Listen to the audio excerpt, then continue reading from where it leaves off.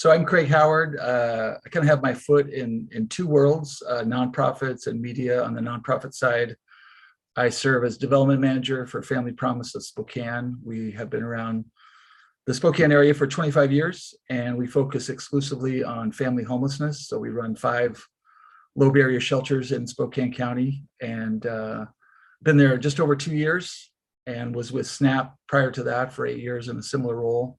Love the work. And on the media side, I've been a local reporter for a little over 20 years. Started out the Spokane Valley News Herald, was there for 10 years. And I've been at the Liberty Lake Splash and the Valley Current now for 10 years as well. And also at the Journal of Business for the last 2 years as a contributing reporter. So been in the Spokane area for since 2001. Grew up on the Seattle side of the state, and have been in Texas, California, Oregon. Graduated from the University of Oregon in '93 with a bachelor's degree in journalism, and just been trying to make the best go of it that I can in a professional world that's constantly shifting, especially on the print journalism side. But things have been good. I feel very blessed and good to be on with Fajon today. Swear, I'm so happy to have you. Okay, so you kind of explained, like, you said the Liberty Lake Kernel, is that what? So Liberty Lake Splash, the Valley Current. So the Splash is a monthly newspaper that's been in the Liberty Lake area since 1999, and we come out each month and publish 11,000 papers in the Liberty Lake area. And then the Valley Current is a sister paper to the Splash and covers the greater Spokane Valley area, and we've been around for about 10 years. So I've been a reporter, managing editor, and now contributing editor for that. So I cover the Liberty Lake City Council, do a lot of features on sports, human interest, arts, business.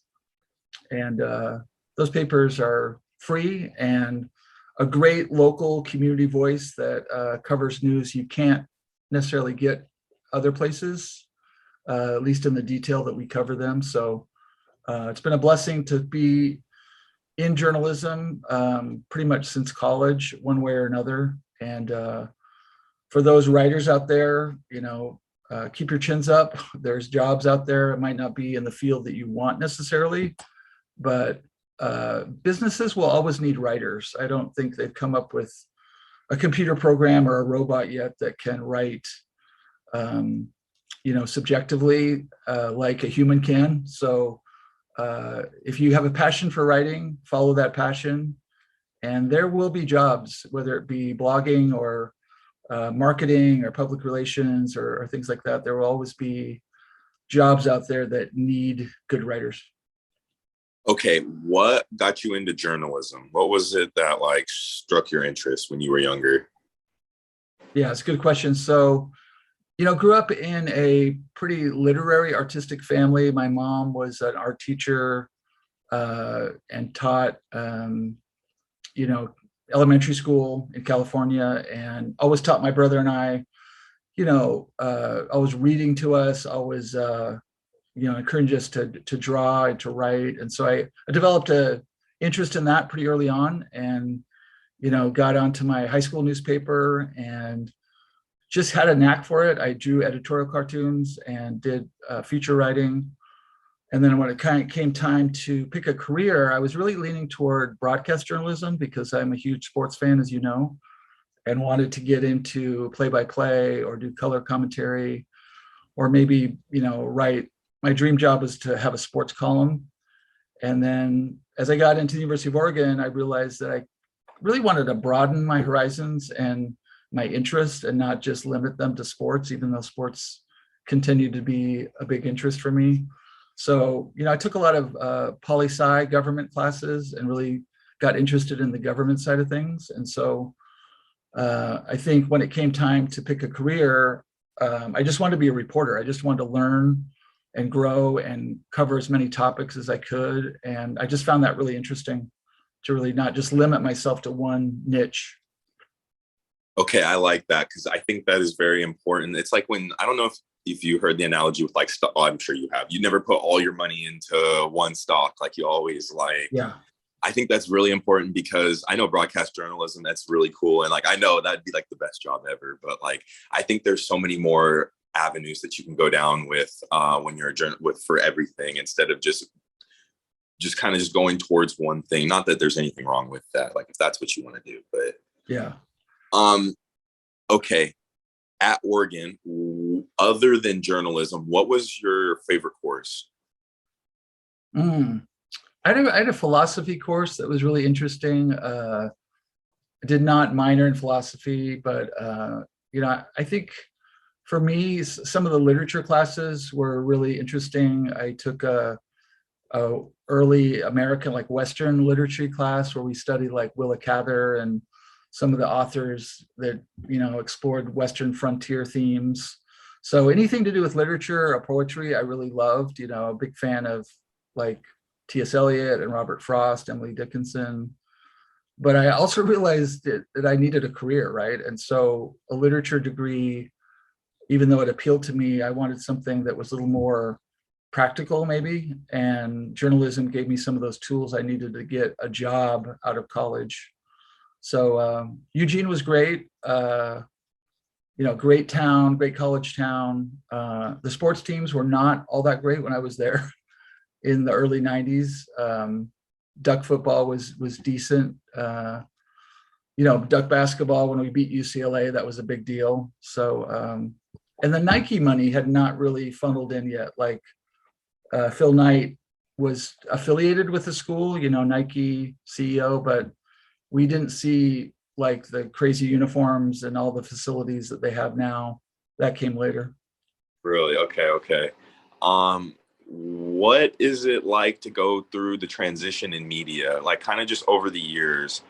Like I've heard of like there's like the new media and old media and stuff like that. I don't know if you've heard like with like the whole era of like athletes having their own podcasts and stuff.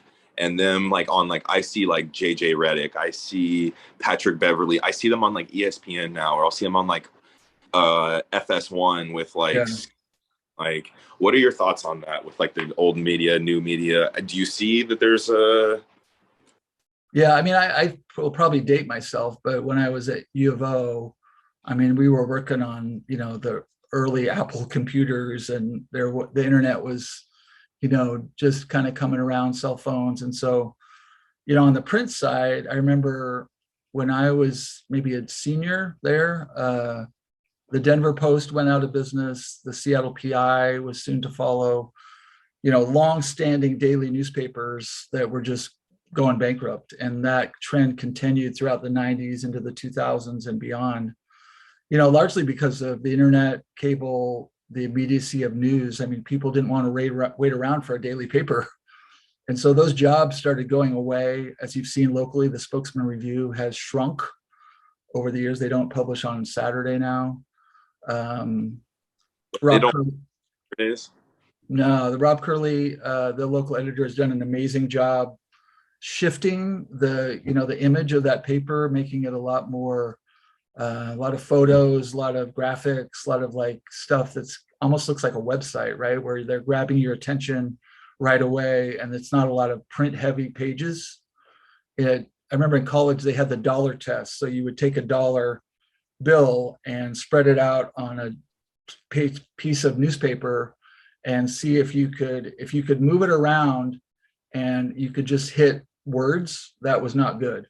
You had to move it around so you would at least at some point touch like a graphic or a picture or image.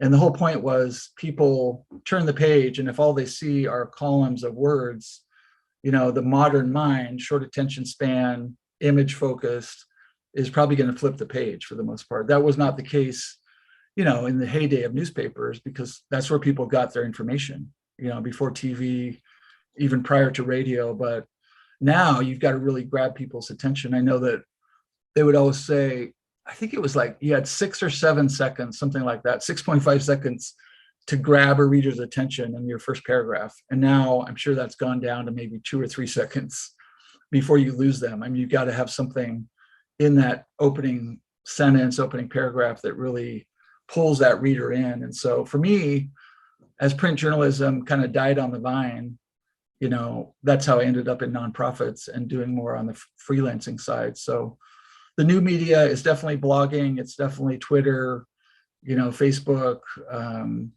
just all these immediate forms of news and information where people want it right away, right? They don't want to wait.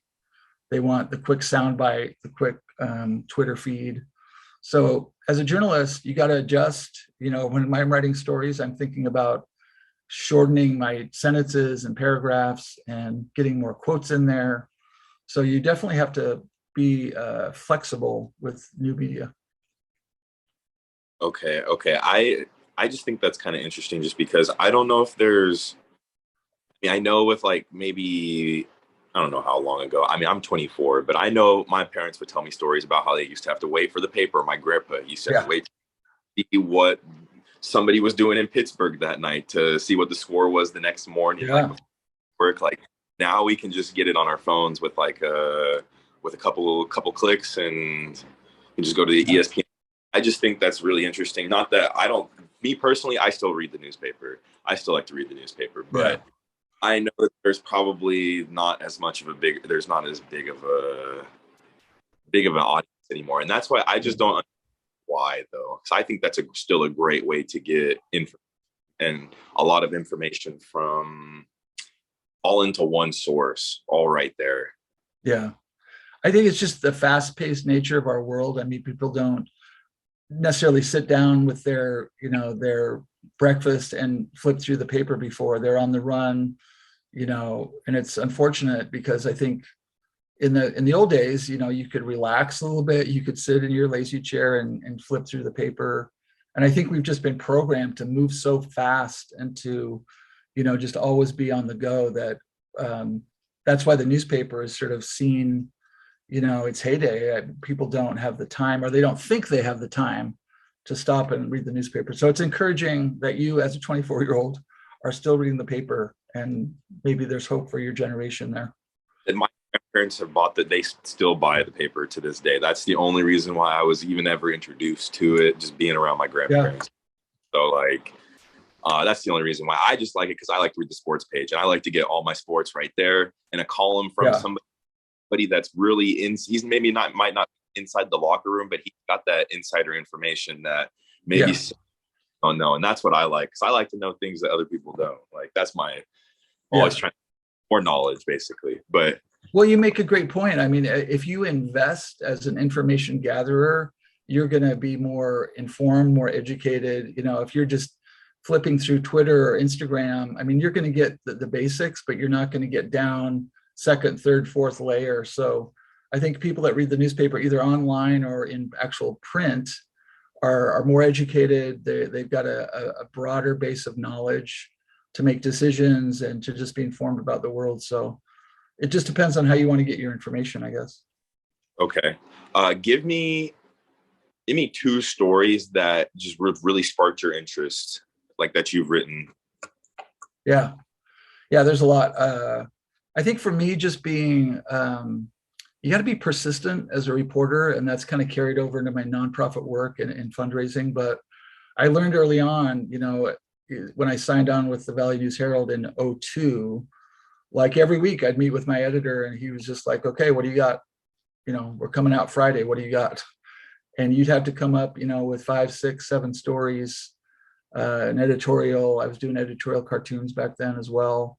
And it was a blank slate every week, every Monday, just like, okay, what are you going to be writing about this week? So you had to be on your toes. You had to be ambitious and be out there in the community, creating networks. And, one of the stories that I really like to tell is my pursuit of a story about Mark Few, who, Gonzaga head coach, has had an amazing record, but historically more media wary.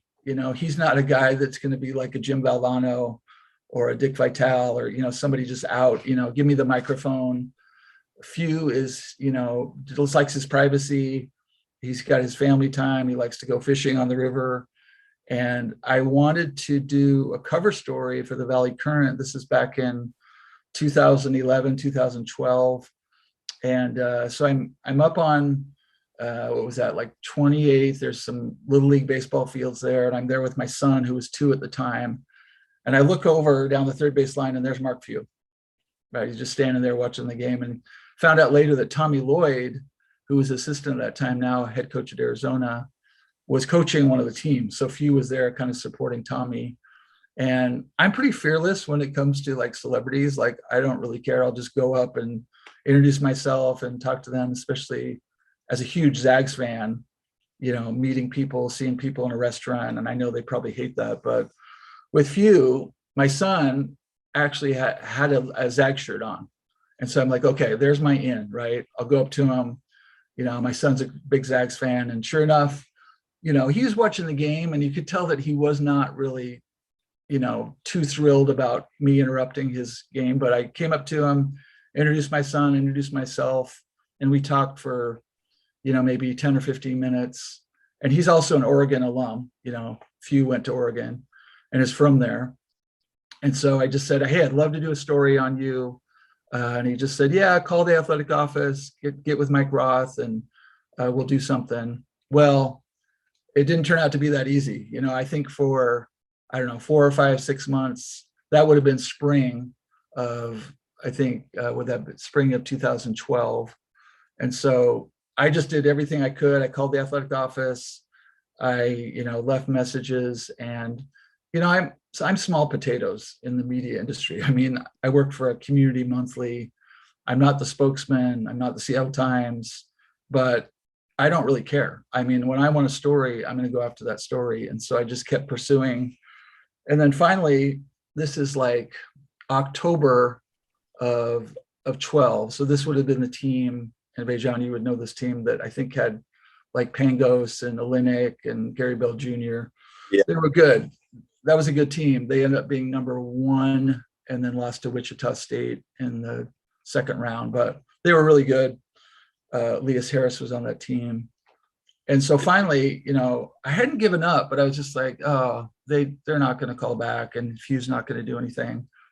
And so first week of October 12, I'm at a restaurant with my family, and I just get a call. It's just like, this is Mark Few. Can you talk? And I'm like, oh, of all the places, I didn't have my notebook. It was like middle of the day. I was like, can I call you next week? And we set up a time, and I got about an hour and a half on the phone with them about 4 days later. And he was really open and friendly and funny and gregarious. And so it ended up being the cover story for, I think, the November 2012 Valley Current, with a Q&A with Mark. And several people told me it was the most transparent he'd ever been with the media that they had ever seen. Like, they had never seen him open up about his past. I think he's from Cresswell, Oregon, being an athlete at that high school, and early days at Gonzaga, and the current team. I remember him going on about Mike Hart. Remember Mike Hart, the reserve that had the motor that wouldn't stop running. Yeah. So that was, for me, that was really rewarding to know that I just stuck with it, and it paid off. And it ended up being something in my portfolio that I'm really proud of, where, I was able to get that interview and, get that into our paper that fall. So that's one story that I kind of think of going back.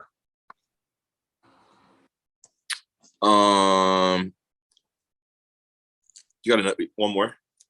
Yeah, I do. It's shorter, which is probably good, but I like writing advocacy stories about people who are, the underdog, or just maybe don't have a voice. And, whether it be someone who's dealing with a chronic condition, who's not getting the help they need, to a family that might be homeless, or, someone that's not really getting a fair shake through the legal system, or whatever it might be. And I remember years ago at the Herald writing a story that involved just an overview, I think, of the CPS system, Child Protective Services, and some of the resources out there for, children who had either been abused or neglected. I think I talked about the CASA program through juvenile court.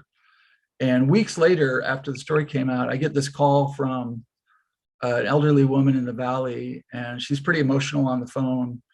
And she's like, "You don't know me, but my 11-year-old daughter read a story in your paper and called the number that you had. I can't remember if it was CPS or something. And things were going on in her home that the grandma didn't know about.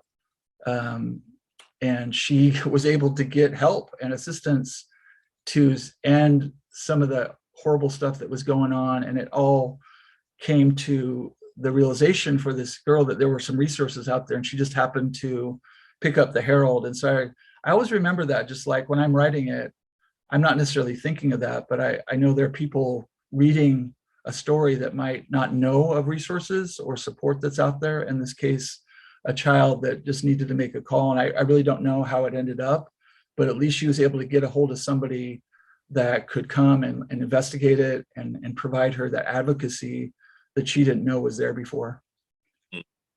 That's super awesome. I was always told in like high school, they used to always say, like, when you're writing, like, if you touch one person, you're looking for that one person. It's like one person, and then it's like all worth it at that point. Like, it's not like, I don't know. That's so true. I mean, I think that as a writer, you've got to get out of that tunnel, right? You know that it's just you and the keyboard, but if you think of like a whole audience behind your computer that's listening and tuning into what you're saying, and you just never know who's reading it and how they will be affected. So you've just got to keep a pretty broad perspective on your writing and how stories might impact people. How does the revised and editing portion work in your stories? What do you do? How do you write? Do you write everything and then go back and just revise and edit it? Do you go paragraph by paragraph? What do you do? Yeah, that's a great question. I kind of have a different style. I know some people I know have like an outline, and they have, in school they taught us about the inverted pyramid, which was like, the most important stuff on the top, and you'd kind of funnel down to the least important stuff. So who, what, why, where, when at the beginning, so people know. With me, I definitely want to get the most important, the most attention-grabbing things toward the beginning of my story. And I always read back. Like I'll type a paragraph, I'll read it back, I'll type another paragraph, and I'm constantly going through and like, how does it sound? How does it translate when I'm reading it back? So for me, the editing process is just, I guess, kind of putting myself in the shoes of a reader. And how is that going to play with the reader? Is it going to be boring? Is it going to be too long? Is it going to be too, dense? And so I think you got to play to a wide audience, right? I mean, some people might have a high school education. Some people might have a PhD, but everybody's going to be reading that story. So it's got to be able to translate to a wide audience. So I just try to, I think early on in my writing career, I just tried to impress myself and impress the reader by, making paragraphs too long and using fancy words. But, I think you've just got to be simple and straightforward and clear in your writing, and know that, not trying to impress people is not what you're trying to do. You're just trying to give them the information in a clear way that they'll remember, and there'll be some takeaway for that reader, Okay. No, most definitely. I think that's very important. What is like a story that you did that you like look back and you're just like, maybe it wasn't so much wrong, but you're just like, dang, like I've come a long ways from where I was. Yeah, boy. I mean, I think just in a general sense, covering city government, I've covered a number of city councils: Millwood, Liberty Lake, Spokane Valley a little bit. And I think just my knowledge of municipal government and how it works, and how a city council operates, and ordinances and resolutions and voting on a city council. A lot of people, like in Liberty Lake, for example, the mayor, it's a strong mayor form of government, but the mayor doesn't have a vote on city council unless there's a tie. And so in the Valley, it's different. Like in the Valley, there's a mayor, but they're just, Pam Haley is part of the city council. And so she's got to vote like everybody else. So Early on, I was just kind of deer in the headlights about city government, and you just kind of have to educate yourself and talk to the players, talk to, the city clerk, and talk to people who really know what's going on. So I certainly don't know everything, but I feel now over 20 years into covering city government that it's easier just because I know more about it. But early on, it was an uphill battle for sure. I could definitely see that. Um, what is, I know you talked about it earlier. You can kind of just like it's super quick. What is a story that just really touched you? Yeah, I mean, probably because it involved my dad. This was, I want to say like 2014. We did a cover story uh, on just people who have resolve, right? People who have resilience. And there were five of them. And my dad, who at the time was battling leukemia, was one of them. We had a Valley Christian student who um, was in a wheelchair, but was this amazing para athlete. There was this other woman who'd started her own business who had gone through abuse in her younger years. And there was another, these are all Valley residents. And there's a guy who used to operate Hooks auto repair off Dishman Micah there, who had lost his arm. And he became this amazing auto mechanic. And it was all about just people who had overcome odds and could have very easily given up and just felt sorry for themselves. But that was a really fun one. It took a lot of work, but it was a cover, I want to say like early 2014 in the Valley Current. And it was very well received. Just because I think people drew inspiration from that. A lot of people have gone through disappointments and challenges, and it's hard sometimes to get motivated again and get going. And so the goal with this story was just to say, here are these five people that have overcome amazing odds.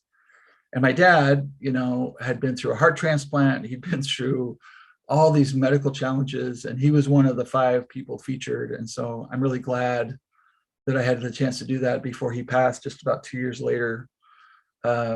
So it was inspiring to me to write it. And I hope for readers also served as motivation to address some of their challenges. That's so awesome. I know your dad is really important to you, and that's like I know that's super like cool. Yeah, and it was interesting to interview him, not as his son, but as a reporter, and just sort of, maybe get a different side of him. So um, I was a little hesitant to do it because is this like too close? Is it going to be too emotional? But, I still have the cover actually hanging here in my office um, of him and the four other people. So it was a nice tribute to my dad and to those other people. Okay. What is one lesson that he taught you growing up, or that you were just like that you learned? Yeah, that's a good question. My dad's very spiritual, very faith oriented person. Uh, but he was also just very kind and like consistently kind, regardless of the situation.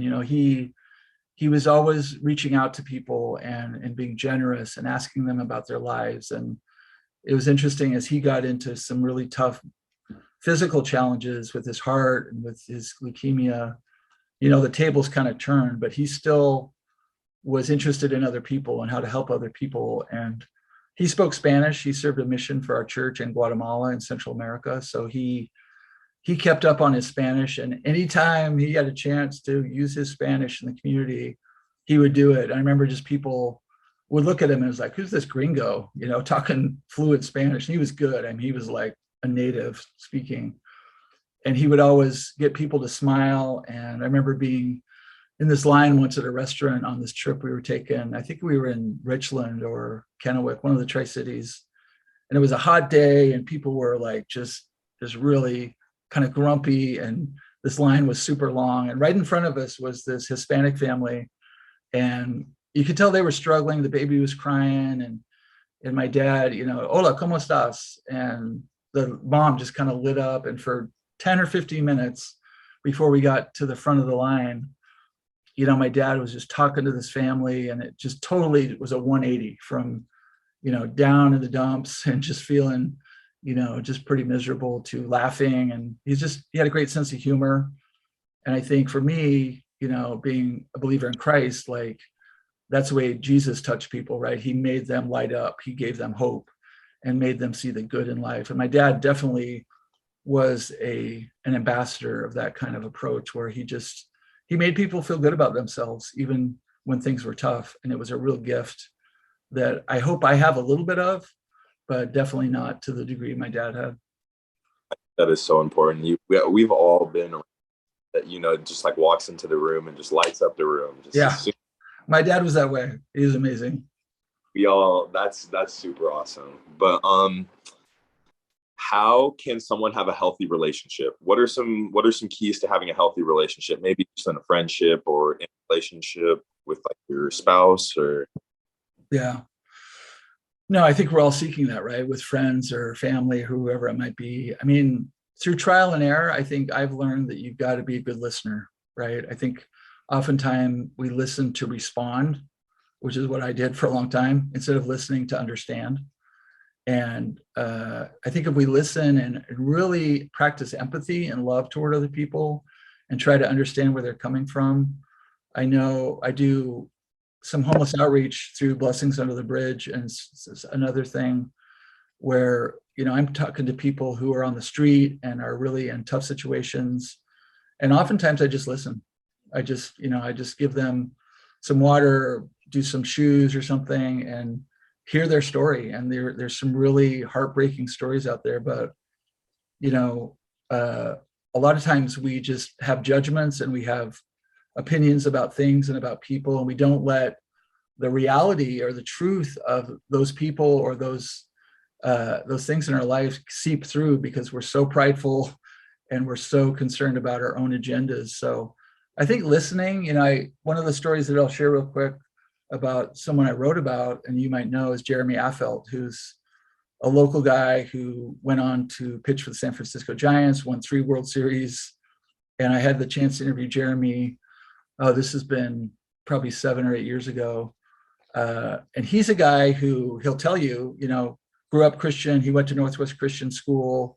He was a great pitcher there and ended up in the major leagues. But he tells the story about being traded to the Colorado Rockies early in his career and just feeling like the world had ended. If you're a pitcher, if you know anything about Colorado, thin air, high altitude, pitchers don't go to Colorado. And he'd been traded there, was really discouraged and just really down on himself. And so he's at a Starbucks one day in Denver, and he comes out of the coffee shop and he looks down, and there's like this teenage girl, just kind of in rags, in really tough shape. And he's like, least I can do is just get her a sandwich, get her a breakfast sandwich and maybe some coffee or something. So he goes back in the store. He gives her the food and starts hearing her story, which is, really traumatic and just really troubling. And Jeremy, what happened with that experience is it really shifted his reality to thinking outside of himself and thinking, here I am making good money as a pitcher in the major leagues, fulfilling my dream. And I'm down on myself and my life because I got traded to a team I didn't want to be with, or at least initially. And so it really shifted his perspective. And what it did was eventually translate into the formation of his nonprofit, Generation Alive, which you may have heard about locally. And it's also in the Bay Area, where they focus on ending human trafficking, and they focus on food insecurity with the youth here. They work with a lot of high schools. But, as you talk about relationships, like Jeremy, who was a good guy to begin with, I mean, his perspective changed talking to this girl whose life had really, just gone downhill quickly, but he listened, right? So the listening transformed his perspective on life and what he was going through, and gave him a larger mission to help people who were being affected by human trafficking and food insecurity and all that. So it's amazing what can happen when we listen to understand and listen with empathy and love. And it can really transform the world for people. I agree with you 100%. That's been one of my biggest things that I've been trying to work on recently is what you said, listen to what listen to understand and not listen to respond. I mean, a lot of times, we're listening to the person thinking about, okay, how am I going to respond? How am I going to get back in a way that puts me above that person, or I can sound smarter or something, as opposed to, I'm listening, wow, that's really interesting that what this person just said, maybe I can help in some way, or I have a way to, provide some empathy or some compassion. We're all pretty prideful. I mean, I think the world just teaches us to be prideful from the beginning, and we've got to overcome that and just be humble and listen and try to help and try to make a difference in a positive way, and not in a way that elevates us all the time. I agree with you 100% on that's probably one of the best quotes that I've heard doing this was Yeah, it's not mine, but I try to follow that. it. Yeah. That is, I find myself in my life wanting to I'm while you're responding, like in an argument or something, I'm thinking about what I'm going to say to you back to what you're saying. Yeah. Instead of what you have to say, and then responding from right there. Once you, even if it takes me 2-3 seconds to respond, like processing what you have to say and coming back to you with a response. That's something that I really struggle, because I'm quick to get mad or quick to be angry. Yeah. I struggle with that too. Yeah. When I shouldn't be, but then I shouldn't be, and I don't know, I don't know. That's just definitely something that I'm really trying to work on right now. So I really like that, and it just takes practice. You got to be very intentional about it, because the automatic reaction is to just stand up for yourself and get defensive, especially in an argument or you going back and forth. But Jesus taught us to be peacemakers and to turn the other cheek, and to, if someone takes our coat, we're going to give them, our shirt or whatever it might be. So it's contrary to the way the world teaches us to be, to always get ahead and to always be, at the front of the line. We've been taught through Jesus that the servant is the best to be. I mean, to serve others, that whole idea of servant leadership, we got to serve people first, and then everything else falls into line. For kids that are coming up right now, starting school, or maybe they have their first apartment or whatever, just whatnot, what are money saving ideas? Yeah, that's a good one. I'm not sure if I'm the best source for somebody like that, but I think early on, you're so concerned about just getting your own place and, starting out, and savings is not really something you think of. And then, debt. I think debt is a big trap. We see that a lot with people who are younger, who get that first credit card, and then they're like, wow, free money, right? Not looking at the interest rate that's 15, 20, 25%. And, there's a lot of traps there, the payday loans, things like that. So just being wise, just being frugal, and realizing that, your debt is going to affect your credit score, and your credit score is going to affect whether you can get a car or a home. Just focusing more on needs than wants. I mean, a lot of times I think I want that, I want the big screen TV. Well, I don't need it. What do I really need? I just need just the average TV or something. And so for me, going back, I mean, I think I focused a lot on wants as opposed to needs. And then savings and not getting caught into debt early on, I think, are really important things. And it's easy to justify it, when you've got a car repair or something, or, some essential stuff. But I think it's a slippery slope, and you start thinking, well, another credit card would be fine. And then pretty soon you've got this mountain of debt that's building up. And at some point, somebody's going to have to pay that off, whether it's you or a family member or your kids down the road. It just doesn't go away, Okay. I know you kind of just touched on it a little bit. Give me debt. How does somebody that is in debt maybe try to work their way out of it? What are some small steps that they can do? Yeah, I mean, again, just speaking from not so great personal experience, chipping away at it. I know when I worked at Snap, they still have a really amazing financial literacy program that I would strongly recommend calling Snap Financial Assistance.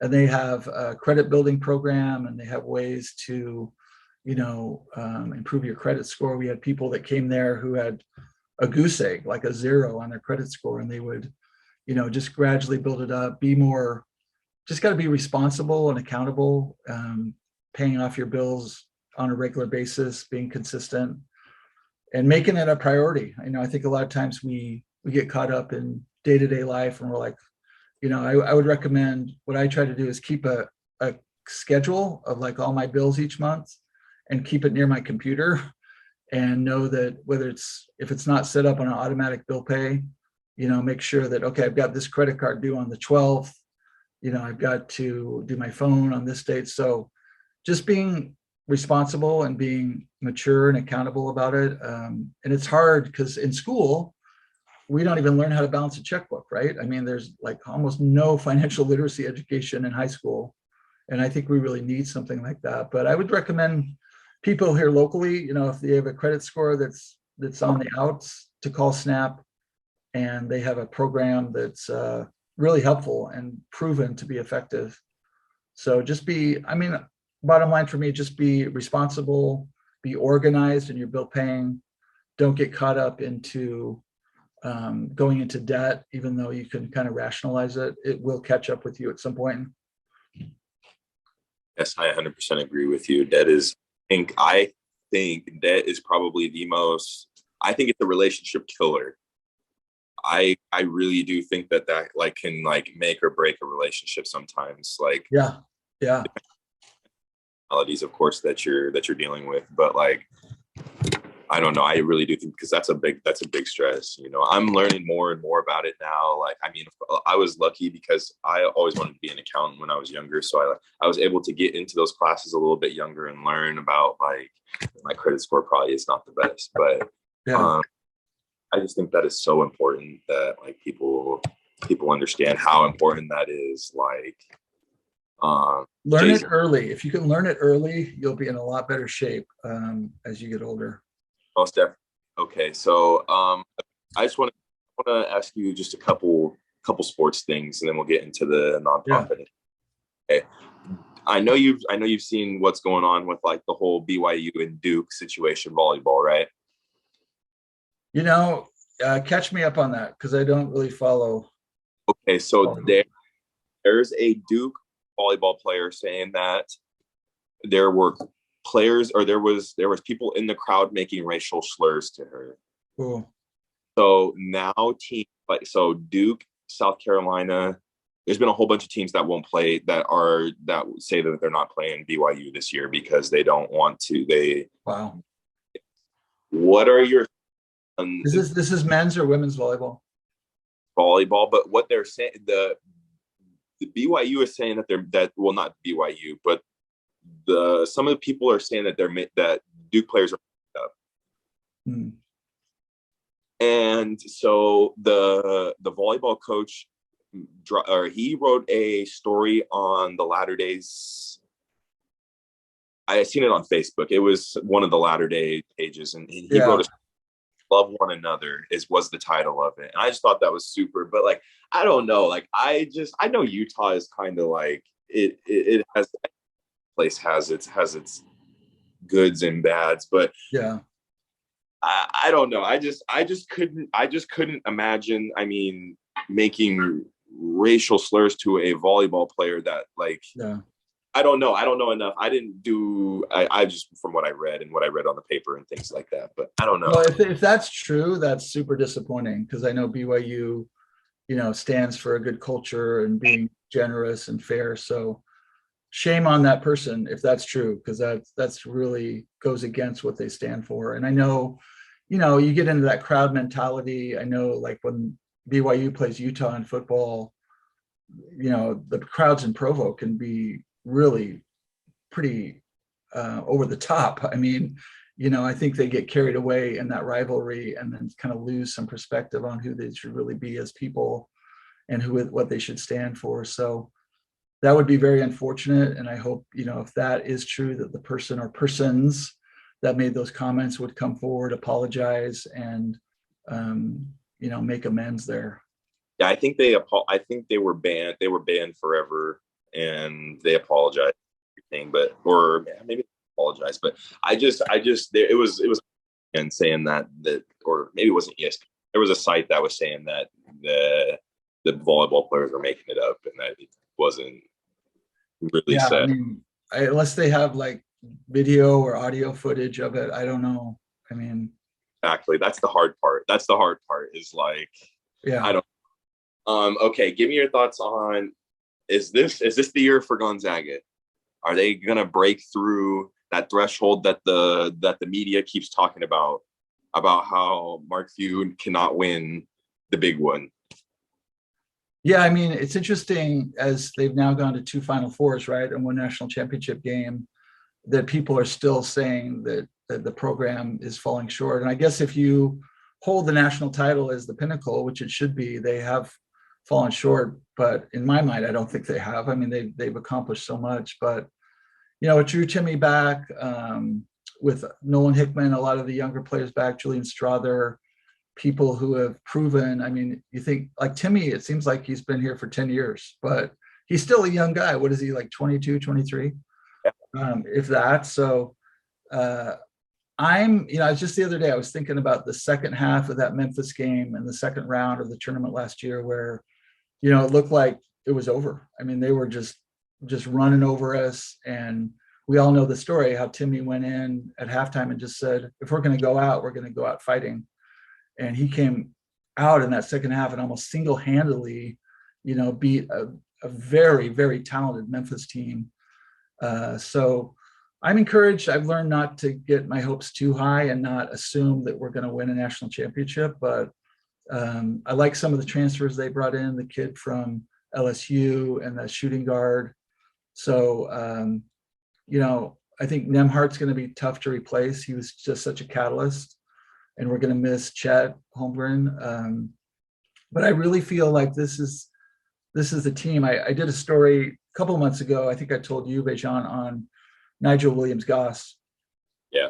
He was out in Liberty Lake doing a camp at the hub, and he had a really interesting story about that team, which would be the 2017, the first Final Four team going into that summer, and they were out at a team camp or just overnighter in Coeur d'Alene, just a bonding experience. And he said they were all up late one night, went out to the dock and just had a really frank conversation about the Final Four and just said, we're just going to do it. This is the year we're going to do it. And that was it. There wasn't much talk after that, according to Nigel, about getting to the Final Four. So I think this year's team will probably have that same conversation about a national championship because the experience is there. They've had their mettle tested, and there's going to be a lot of good teams in college basketball, but I think Timmy's the key. I mean, I think he wants to go out on top. He's such a warrior, and if he stays healthy and the team can stay healthy, I wouldn't be surprised to see them win it all this year. Why is Drew so slept on? Why is it that he is not a first round pick? He has the best footwork in the NCAA that I have seen probably since I don't know, like Tyler Hands, somebody that's like, he's the best since Tyler Hands bros. Or going back further, like a Kevin McHale, Akeem Olajuwon. I thought Drew would be in the NBA this year. His summer league performances were great. He did really well. He scored a lot of points, grabbed a lot of rebounds. I just think there's this stigma about, the NBA. You've got to be kind of this athletic, model and maybe just some naivete about there can be people who are a little different, who don't fit that, that stereotype but just can be very effective. And I think Drew would be one of those players. If he got into the right system, he's not going to run the court and slam the ball every time, or, he's not the quickest of foot, but he's, like you were saying, he's so agile. He's so smart under the basket. He's got amazing footwork. And for some reason, the feedback he's getting from the NBA is that, he's not ready or he's not going to fit, into that kind of that approach that the league has. But you look at somebody like Zach Collins, who was on that 2017 team, who left as a freshman, who had all the skills, right? He was athletic. He could jump, he could run the court, and he was more like the typical NBA incoming player, but his body wasn't ready. And unfortunately for Zach, I mean, he's been injury plagued. I think he's with the Spurs now. When he was with Portland, he'd play for a while, he'd get hurt. And I always wonder, if he'd played 1 or 2 more years, and gone through the Olympic training regimen, built up his body, been ready, both mentally and physically, he might be an all-pro right now. But I think for Drew, he's going to be in the NBA size like an old man by the time he gets, he graduates this next year. But I still think he could be a great, valuable, above average NBA player. I really do. I'm glad you said Zach Collins, because I forgot about Zach Collins. Zach Collins probably was, maybe since like Batista, like or somebody like that, that's like just that big man, that Zach Collins was really good. But I really do think Drew Timme, just with the IQ, with the size, with this footwork, like I do think Drew Timme is probably the best. But I could be wrong. There's probably some stats that will say otherwise and things like that. But the eye test, I always tell people the eye test never. And I don't know. I've seen a lot of Gonzaga players come through here. I don't know if it's just because I'm older now and I'm like, maybe this is how my brain's moving. Like maybe it's moving a little faster. Yeah. I'm like, well, I think too, that you make a good point. I mean, just in his engine too, just the motor, right? I mean, you look at another GU guy, John Stockton, who came out, he's this kid, this guy's like 6 foot, 180 or whatever, coming out of a small school. And he turns into the all-time leader in, assists and steals in the NBA, in NBA's history. So I don't think you can judge it, by what you see walking through the airport, right? And I think Drew would be a winner. I mean, he would help his team win regardless of where he went. no, I 100% agree with you. I won't talk sports with you too long. But we could go on for a while there. I had to just fit that in there real quick. Tell me about the Family Promise and the nonprofit, and you don't work for Snap anymore, right? Or you're not working with Snap? No, I don't. I started at Family Promise in July of 2020, so I've been development manager there ever since. And I was at Snap for 8 years. It was an amazing growth period for me. I learned so much, and really, kind of what we talked about before, as print journalism kind of just waned and declined, I had to look for work that would sustain my family. So 2012, I started at Snap, continued to do some freelancing, and I'm still doing that the same. But my full-time job is as development manager of Family Promise of Spokane, a local 501c community-based nonprofit. And we work with families who are either homeless in Spokane County or on the verge of being homeless. So we always talk about in our field, the hidden homeless. Like you don't see families on the corner of 2nd and Division with a big cardboard sign necessarily like you do the individual men or women. And that certainly is a very real problem in our community. And we've got to address that with the individual homeless. But families now comprise almost 35% of the homeless in our community, which is a shocking stat for most people. The lack of affordable housing, the lack of living wage jobs, health insurance, whatever it might be. Families are really struggling right now. We know that almost 3,200 kids, K through 12 in Spokane County, are without a permanent home. So the McKinney-Vento Federal Homeless Assistance Act defines that, the homeless for a kid is not having a permanent home. So they could be, living with a relative. They could be, we see families living out of their vehicles, living in motel rooms, living in tents, really tough situations. And what Family Promise tries to do is shed light on this problem and help the community understand that they can do their part to support these families, either through, might be something like rental assistance or resource help. We know a lot of people who are homeless struggle with mental illness and substance abuse. And, on our side, families, the moms and dads are, for the most part, very motivated. Like they want their kids to not be in this environment. They want permanent homes. 68% of the homeless men and women we see now have gone through homelessness as kids, as youth. And we know that the lifespan of somebody who's chronically homeless is 17 to 18 years shorter than the average person. So we just want to change like the trajectory for kids and also moms and dads and give them, the hope and the support they need to know that they're not alone.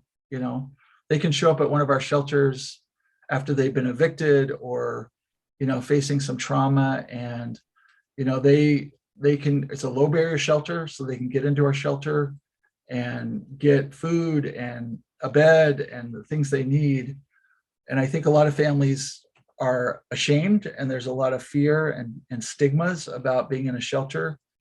But I will tell you that 94% of our families that we serve remain permanently housed 2 years after leaving our shelters. So we're doing a lot of case management.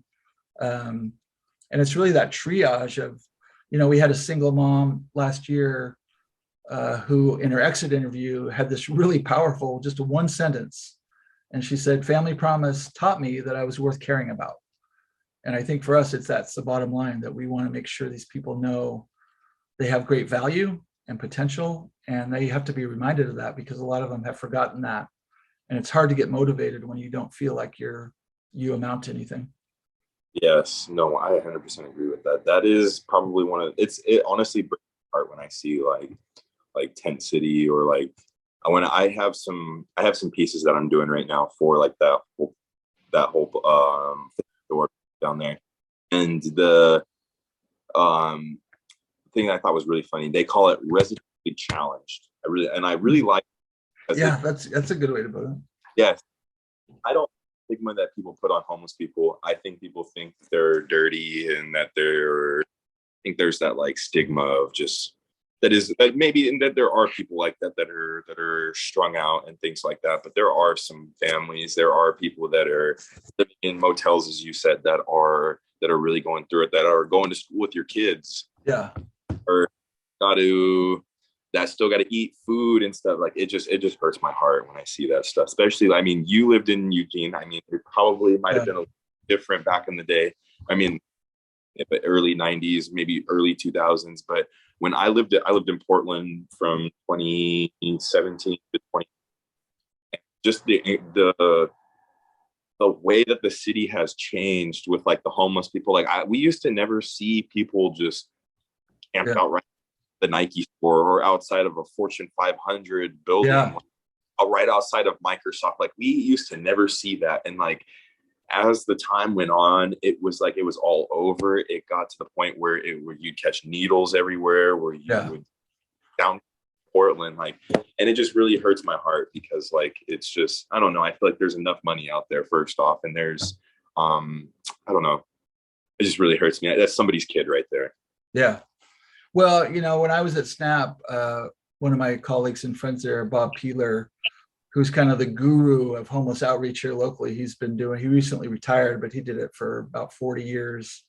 And he would always say, we're all just, 1, 2, 3 paychecks away from being in that position. And it's so true, and I think a lot of what we're seeing now, I just went to a symposium at the Grand Hotel last week that was put on by the Hello for Good group, led by Katie Bruyere and Chris Patterson at Washington Trust. But they brought in some people from, all over the country, basically. And kind of the takeaway was, you've got to treat the mental illness. You've got to treat the substance abuse. I mean, you've got to focus on the problem. And they had, one of the speakers had this great line about, are you serving to serve, or are you serving to solve? And his whole point was, if you're serving to solve, then you're going to go after those really primary reasons that people are homeless, the untreated, mental illness, the untreated substance abuse, getting them job training, getting them, into housing. One of the most powerful stories I've ever heard is about this man named Alfred Postel, and you can look it up online. There's a great story in the Washington Post.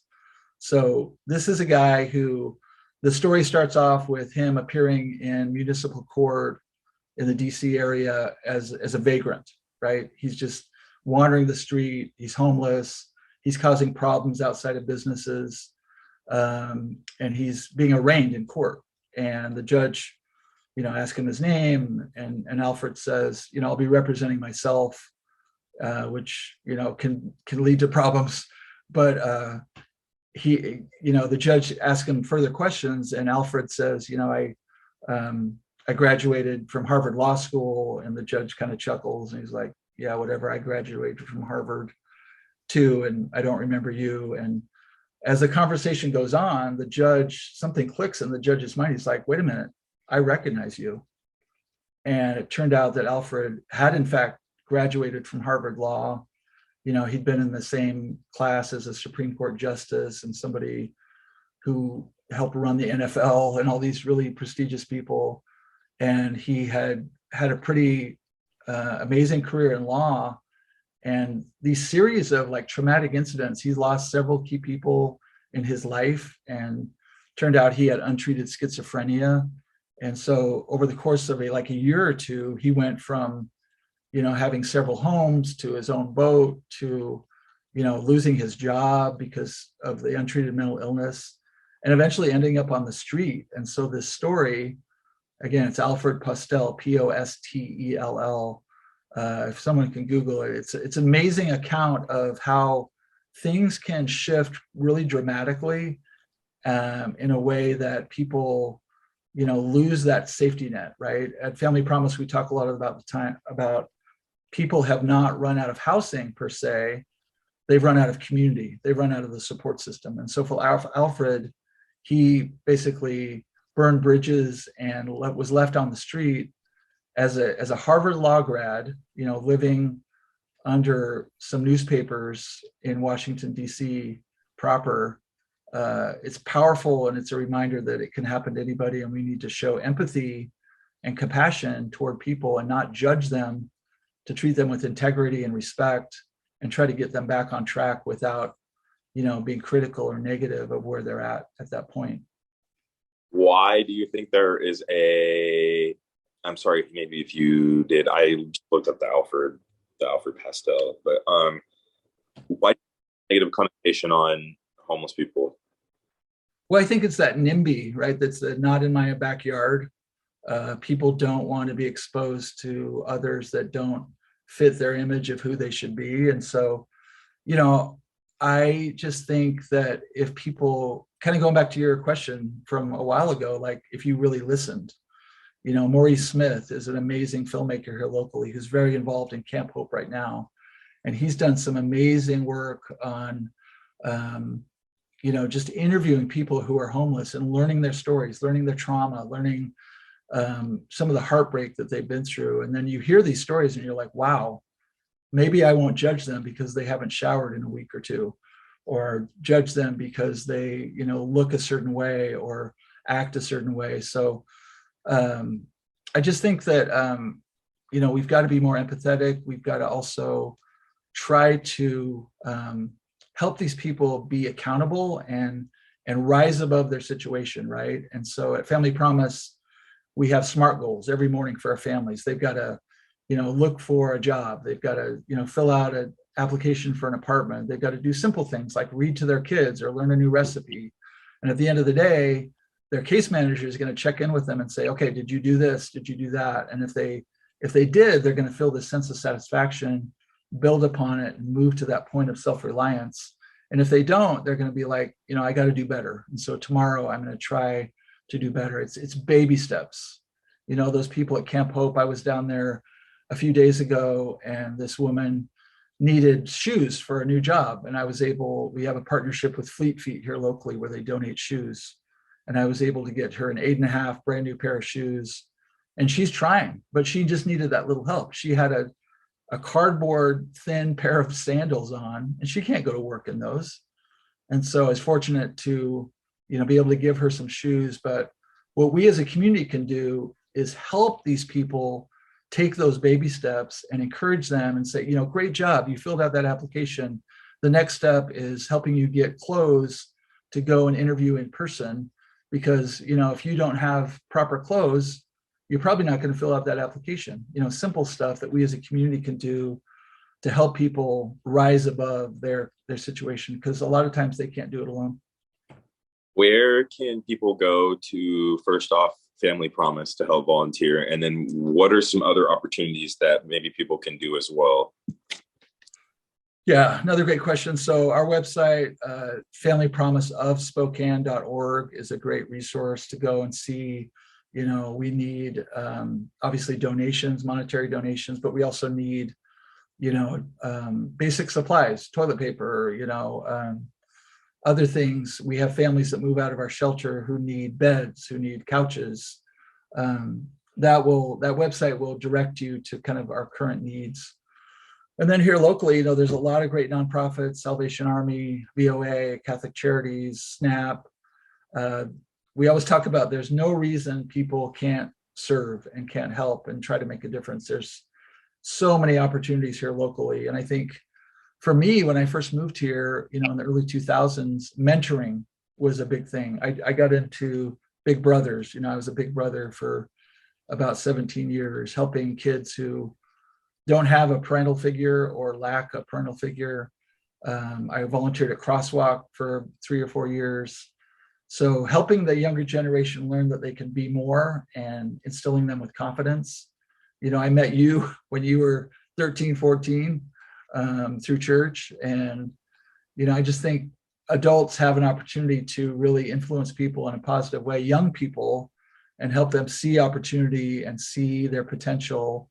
Because a lot of times I think young people just kind of drift along, and if they don't have direction and don't have encouragement, they can just kind of go down some paths that aren't so great. So I think mentoring, volunteering through Big Brothers, Big Sisters, delivering meals at Meals on Wheels, they're always in need of volunteers, and just making that connection with people who often feel forgotten in our community. There's so many lonely, forlorn people who just feel like nobody cares. And it's really unfortunate, but I think we can change that, touching one life at a time. Kind of like what you said before with the story. If I can touch one life, if I can just touch one life through, juvenile court volunteering is another thing I did, the diversion program, neighborhood accountability board for about 6 years, helping kids who have been accused of misdemeanors, shoplifting, minor in possession, things like that. That's an awesome program. I would encourage anybody to look up Spokane County Juvenile Court Diversion Program and make an impact in young people's lives who are just kind of starting down maybe a disruptive path, but that can be turned around and brought back through counseling and through some community service, and just you as a volunteer calling once every other week and just saying, hey, how's it going? How you doing? How you feeling? That's so important, just to check in with people and to help them have that sounding board and that support. Yes. I know we kind of, I just kind of want to go back on something real quick. What gives you motivation? What is the motivation to keep you going? Yeah, boy, that's a big question. That's a good question. I mean, for me, my faith, member of the Church of Jesus Christ of Latter-day Saints, so LDS, and just knowing that we all have a divine nature within us and trying to develop that divine nature and try to be more like God. My kids, I've got 3 kids. They're a huge motivating factor for me. But, I just think that we only have one life to live. And if we can make the most of that life and leave a legacy and leave the world a better place, then that should be a motivating factor. Every time we get up in the morning, we're like, okay, what can I do to make the world a better place today? I love the quote, and again, going back to faith, St. Augustine, who is a great Catholic writer, philosopher. He's got this great quote about, our hearts are restless till they rest in thee, till they rest in God. And for me, having that connection to God and knowing that he has created me and wants me to be the best person I can be is a great motivator for me. Like, I don't want to be at the end of my life and get up there and be like, has to have that question asked, like, what did you do? Why did you fall short? As opposed to, giving him a good report and saying, I really tried to do my best and make the most of every day that you gave me, that you blessed me with. I like that. I definitely like that. I always say, I hope my good deeds are longer than my bad deeds. I just want my good deeds.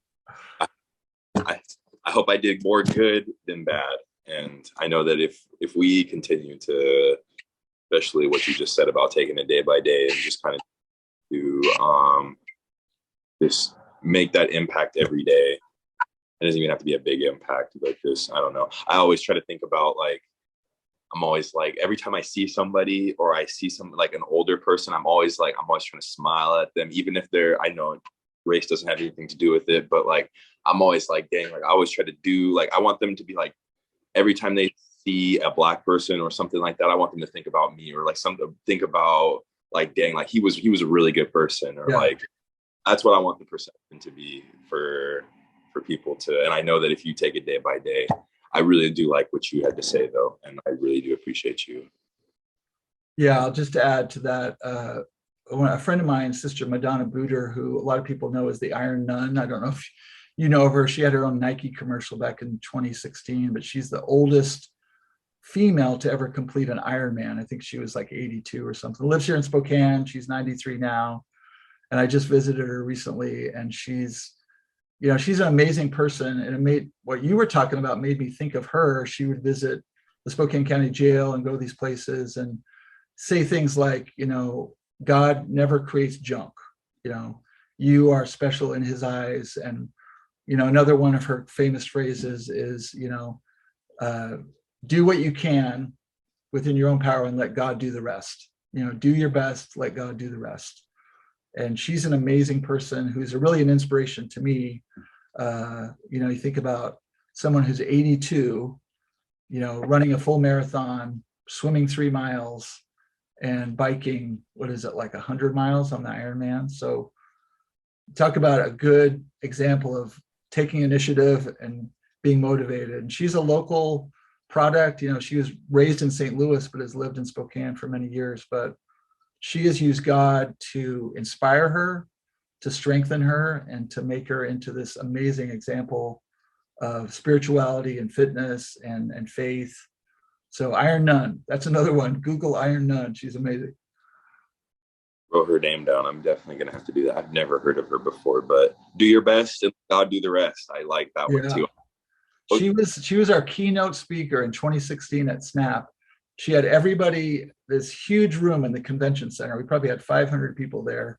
And she got everybody to stand up and recite that, like, do your best, let God do the rest. It was pretty powerful. I still get goosebumps thinking about it. But she's amazing. I like when people what they know that they have a position of power and they use it to. I always like when players will start like the interview with like, I just want to thank God, like all glory to God, or whatever it is that people. I love when they do that, because like I think it shows that even if it's all for show or just to look like you're I always like, because that's how I think. Like I always try to think, instead of like I did something, like I used to be like, oh, I did this, like I'm right. So amazing. I did this. Like I think we've all done that. Yeah, God did. And I, especially with like the YouTube or something like that, especially like at first I'd be like, dang, like I did this. And then I'm like, when I'd be sitting there and I'd be praying, I'd be like, dang, like, sorry, like did this. You did this. Like I'm just reaping the benefits of what comes with it. Yeah, we got to remind ourselves of that every day. Like we're just his creation, right? And we're trying to glorify him. And I know, and that's kind of the point I want to get across, especially with this, is just like you don't even have to be religious. You could believe in just doing the right thing. You could believe whatever it is, like whatever you believe in at the end of the day. But I know if we, Sam Adams said this, it's taking it one person at a time too. He's like, make this world a better place. Like if you, one person at a time, if we just try to help one person at a time, and then eventually that next want to help that next person, and then that next person is going to want to help that next person, and it's like it's just a domino effect. I know if we had more of that in society, I feel like things would be a little bit more I don't know. Yeah, no, I'm with you there. You probably know the story that's told a lot about the starfish, and the guy was walking along the beach and sees this guy, there's literally thousands of starfish washed up, and a lot of them are kind of withering and dying. He's taken one by one, throwing them back into the ocean.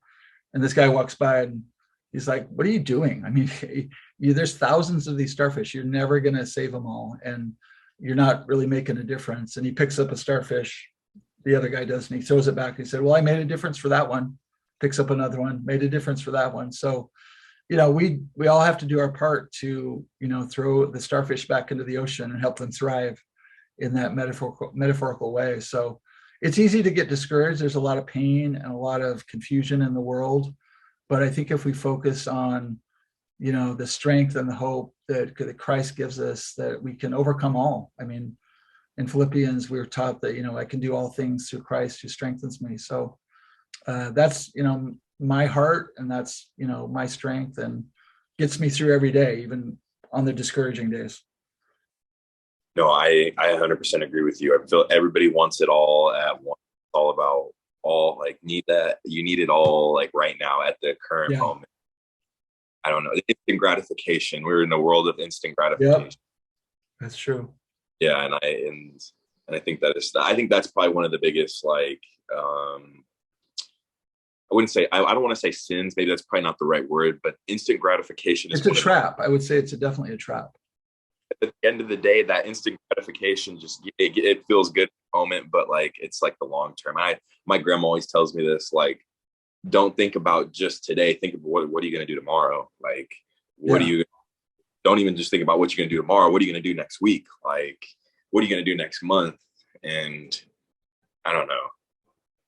Yeah, I just think like humility and patience are two traits that have really gone by the wayside in our world. Like I try to teach my kids, they're all about screen time, right? They just want to play video games. And I think what we've done as a society is just lose track of the importance of developing a work ethic and developing patience and working toward goals.